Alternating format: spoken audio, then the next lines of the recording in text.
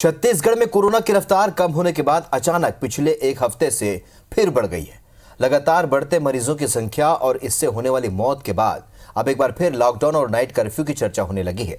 इस बीच सरकार, स्वास्थ्य विभाग और प्रशासन भी नए सिरे से स्थिति की समीक्षा कर तैयारियों में जुट गया है।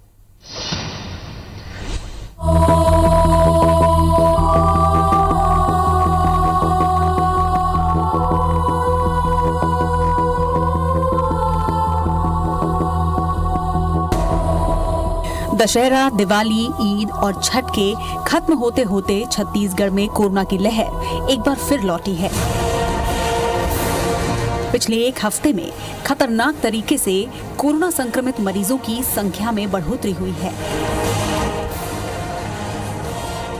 साथ ही इससे मरने वालों की संख्या भी पहले की तुलना में बहुत बढ़ गई है।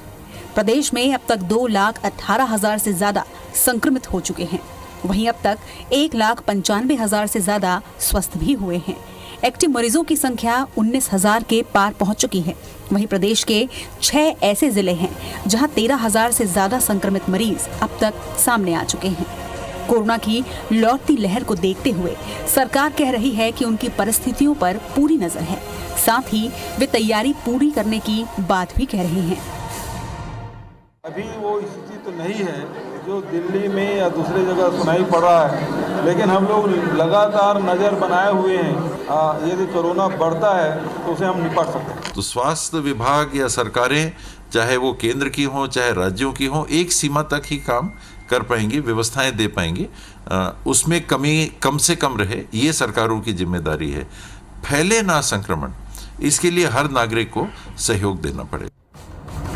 लगातार बढ़ते केस के बीच स्वास्थ्य विभाग का दावा है कि अस्पतालों में पूरी तैयारी है, चाहे बेड का मामला हो या फिर वेंटिलेटर का। मेडिकल कॉलेज और अस्पताल प्रशासन का दावा है कि उनकी हर चुनौती से निपटने की तैयारी है। साथ ही अब सरकार के पास ये प्रस्ताव भी आया है कि जिलों में प्रवेश के वक्त लोगों का टेस्ट किया जाए।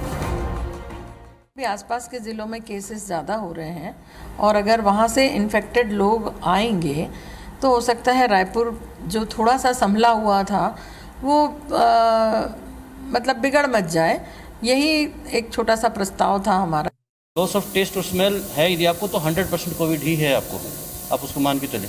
इन सब चीज़ों में जो भी होता है आपको तत्काल आना चाहिए और टेस्ट कराना चाहिए। हमारे पास अभी ऑक्सीजन बेड्स की कोई कमी नहीं है। अभी भी हमको सोशल डिस्टेंस और अपना sanitization, hand sanitization and mask का उपयोग बहुत अति आवश्यक है। कोरोना के बढ़ते मामले पर विपक्ष सरकार को दोषी ठहरा रहा है। उनका ये आरोप है कि लापरवाही बरतने की वजह से ये स्थिति निर्मित हुई है। कि सरकार का कोरोना को लेकर के जो संवेदनशीलता दिखाई देनी चाहिए, स्वास्थ्य विभाग या सरकार की जो कार्यवाही दिखाई देनी चाहिए, वो शून्य है।